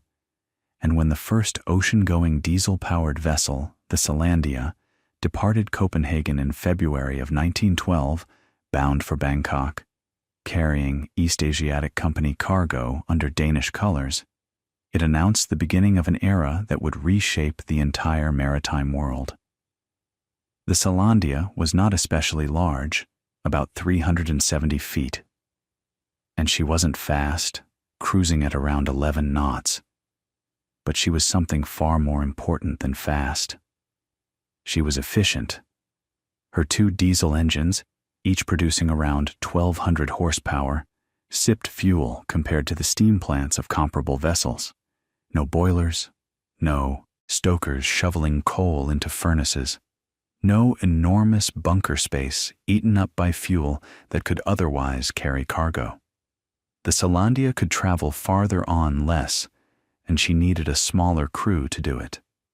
When she arrived in Bangkok after her maiden voyage, she had made the case so convincingly that orders for diesel-powered ships began trickling in almost immediately.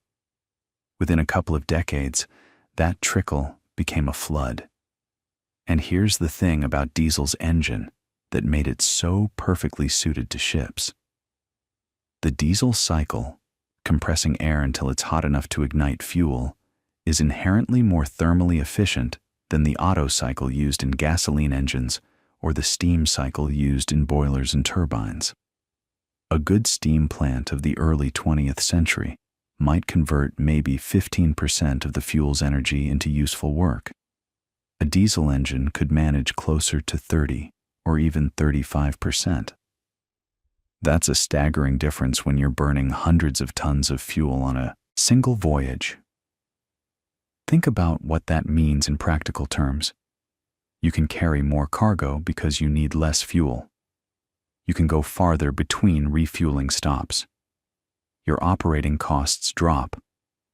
And because the diesel engine is a reciprocating engine, pistons going up and down, it naturally runs at the kind of moderate speeds that propellers love. No need for the expensive, heavy reduction gearing that steam turbines required. You could, in many cases, connect the engine almost directly to the propeller shaft. Simpler, cheaper, more reliable. Now, Rudolf Diesel himself didn't live to see his engine conquer the seas. His story has one of those strange, haunting endings that history sometimes delivers. In September of 1913, just a year and a half after the Selandia's triumphant voyage, Diesel boarded a mail steamer called the Dresden, crossing the English Channel from Antwerp to Harwich. He had dinner with colleagues, retired to his cabin, and was never seen alive again. His bed hadn't been slept in. His nightshirt was laid out. His watch was left open on the nightstand, set to show the time for an early morning wake-up. 10 days later, a body was recovered from the sea by a Dutch pilot boat, and personal items confirmed it was Diesel. Whether it was suicide, an accident, or something darker, there were conspiracy theories about industrial espionage, about people who didn't want his engine to succeed, has never been definitively settled.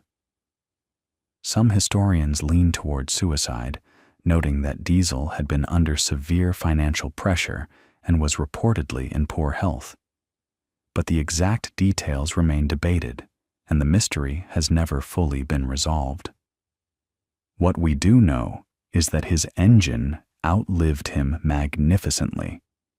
The diesel engine's takeover of commercial shipping happened gradually through the first half of the 20th century and then accelerated dramatically after the Second World War. The engines grew, and I mean, they really grew. Today's largest marine diesel engines are almost incomprehensibly big. The Wärtsilä Sulzer RTA 96C, for instance, which powers many of the largest container ships in the world, stands about 44 feet tall, is nearly 90 feet long, and weighs over 2,000 tons. Each of its 14 cylinders has a bore of about 38 inches. The whole engine produces around 109,000 horsepower. These are two-stroke engines, which means each cylinder fires once per revolution, and they turn at speeds as low as about 80 to 100 revolutions per minute. That's slow enough that you can practically watch the crankshaft rotate, and that's by design.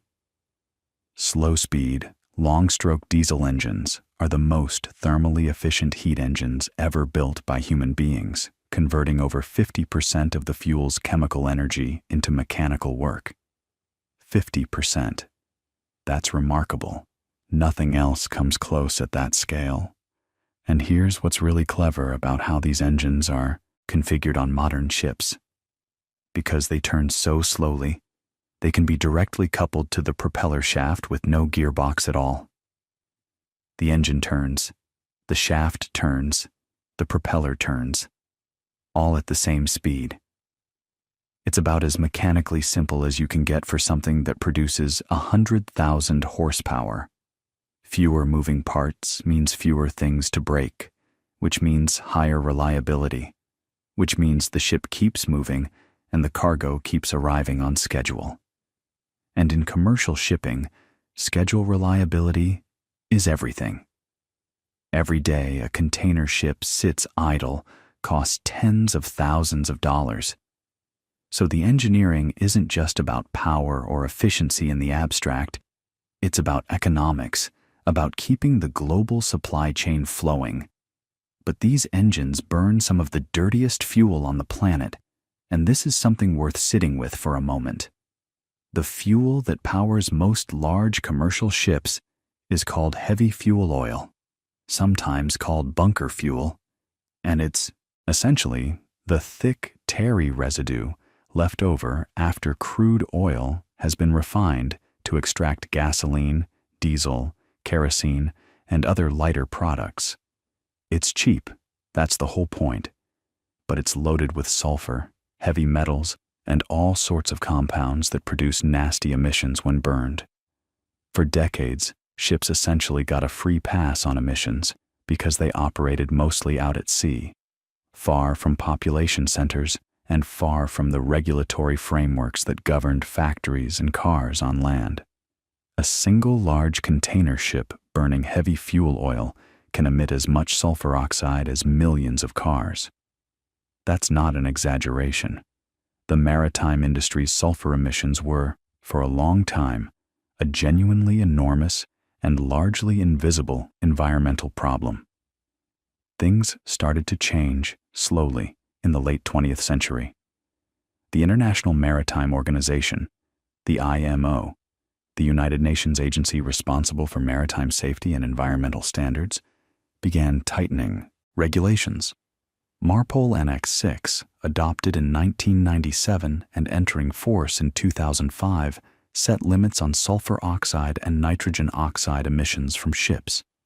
Emission control areas were designated in particularly sensitive regions: the Baltic Sea, the North Sea, the English Channel, and waters around North America, where much stricter sulfur limits applied. And then in January of 2020, the IMO's global sulfur cap dropped from 3.5% to 0.5%, a massive reduction that forced the entire industry to either switch to low sulfur fuel, install exhaust gas cleaning systems called scrubbers, or find alternative fuels altogether. It was one of the biggest regulatory shifts in maritime history, affecting tens of thousands of ships worldwide practically overnight. And this connects to something even larger that's happening right now, as you're lying here listening to this. The maritime industry is in the early stages of what might be the most profound propulsion transition since diesel replaced steam. The IMO has set targets to reduce greenhouse gas emissions from international shipping. The initial strategy aimed for at least a 50% reduction by 2050 compared to 2008 levels, and more recent revisions have pushed toward full decarbonization. How do you decarbonize an industry that moves 11 billion tons of cargo a year across oceans? That's the question keeping naval architects and marine engineers up at night. There are several candidates. Liquefied natural gas, or LNG, is already being used in a growing number of new ships. It produces significantly less carbon dioxide than heavy fuel oil and virtually no sulfur oxides. But it's still a fossil fuel, and it has its own problems. Methane slip, where unburned methane escapes into the atmosphere, is a concern because methane is a far more potent greenhouse gas than carbon dioxide over short time horizons. So LNG might be a bridge fuel, not the final answer. Methanol is another option, and some major shipping lines have already ordered methanol-capable vessels. Ammonia is being seriously investigated. It contains no carbon at all, so burning, it produces no carbon dioxide, though you have to deal with nitrogen oxide emissions and the fact that ammonia is toxic and requires careful handling. Hydrogen is the ultimate clean fuel in theory, but storing enough of it on a ship is a massive challenge because hydrogen has very low energy density by volume. Even when liquefied, you'd need enormous tanks. And then there's the question of where the energy comes from to produce these alternative fuels in the first place. Green ammonia, or green hydrogen, made with renewable electricity, is genuinely clean. But if you're making ammonia with natural gas, you've just moved the emissions upstream. Some ships are experimenting with wind assist technologies, and yes, that's a beautiful full circle moment, isn't it? Thousands of years after the first sailors raised reed mats on poles to catch the breeze on the Nile. Modern engineers are designing rigid wing sails, rotor sails based on the Magnus effect, and even high-altitude kites that can be deployed from a ship's bow to harness wind energy and reduce fuel consumption by 10, 20, sometimes 30% on favorable routes. The Flettner rotor, first demonstrated in the 1920s by the German engineer Anton Flettner, uses spinning vertical cylinders on deck. When wind hits a spinning cylinder, the Magnus effect generates a force perpendicular to the wind direction, essentially creating thrust. It works. It actually works. And after being largely forgotten for decades, rotor sails are now being installed on commercial vessels as fuel-saving devices. The old ideas come back around. Nuclear propulsion is another possibility that surfaces in these conversations. It's been proven in military vessels. Aircraft carriers and submarines have run on nuclear reactors for decades, and the technology is mature and reliable in that context. But the regulatory, political, and public perception challenges of putting nuclear reactors in commercial cargo ships that dock in ports around the world are enormous. It's technically feasible. Whether it's practically achievable given the governance challenges is another question entirely. So the ships of the future, the ones that will carry the goods your grandchildren order online, might run on ammonia or methanol or hydrogen or some combination, perhaps with wind assist and advanced hull forms optimized by computational fluid dynamics to squeeze out every last fraction of a % of efficiency. The propellers might be replaced or supplemented by pods, azimuthing thrusters mounted beneath the hull that can rotate 360 degrees, giving the ship extraordinary maneuverability and allowing the hull designers more freedom because they don't need to design around a traditional shaft line and rudder. Some of these pod systems are electrically driven, which means the ship's engines, whatever fuel they burn, drive generators, and the electricity powers the propulsion motors. This diesel-electric or gas-electric arrangement decouples the engine from the propeller entirely, letting each run at its most efficient speed independently. And navigation, too, has been transformed beyond anything those Polynesian wayfinders reading the stars could have imagined, though I think they'd appreciate the elegance of GPS, using signals from satellites to triangulate position to within a few meters, anywhere on Earth, in any weather. Electronic chart displays, automatic identification systems that let every ship broadcast its position and course to every other ship nearby, radar overlays, weather routing software that calculates the most fuel-efficient path across an ocean by accounting for currents and wind patterns days in advance. Some ships are being designed for autonomous operation, no crew aboard at all, guided by artificial intelligence and remote monitoring. The first short-range autonomous ferries are already in trials in Scandinavian waters. Whether fully autonomous transoceanic cargo ships will become routine is still an open question, but the technology is advancing faster than most people realize. But here's what I keep coming back to, and maybe it's a good thought to settle into as you're drifting off. Every single one of these innovations, the alternative fuels, the computational hull design, the autonomous navigation, all of it still rests on the same fundamental principles that we've been talking about this whole time. Archimedes' principle still governs whether the ship floats. The interplay between buoyancy and gravity still determines stability. Froude's insights about wave-making resistance still shape hull design. The boundary layer still clings to the hull, and friction still has to be managed. The propeller still has to convert rotational energy into thrust without tearing itself apart with cavitation. The structure still has to be strong enough to survive the relentless, cyclical loading of ocean waves year after year, without fatigue cracks propagating through the steel. The sea is still the sea, vast, indifferent, and unforgiving of engineering mistakes. And 90% of everything you own still crosses that sea. The phone on your nightstand, the cotton in your pillowcase, the coffee you'll brew in the morning. All of it rode through waves on a steel hull designed by people who understood these principles, who stood on the shoulders of Archimedes and Bouguer and Euler and Froude and Brunel and Parsons and Diesel and thousands of other engineers, whose names we'll never know but whose work holds the modern world together. Ships are, in a very real sense, the quiet infrastructure of civilization.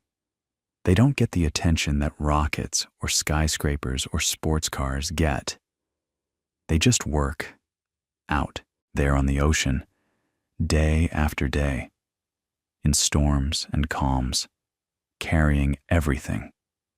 So the next time you're near a harbor, or you see a container ship on the horizon, or you notice a product label that says, "Made somewhere far away," maybe you'll think about all of this for a moment. The displaced water pushing upward, the metacentric height keeping the ship from rolling over, the bulbous bow quietly canceling waves beneath the surface, the slow-turning diesel engine converting fuel into motion with remarkable efficiency, the propeller biting into the water and pushing 11 billion tons of cargo around the planet every year.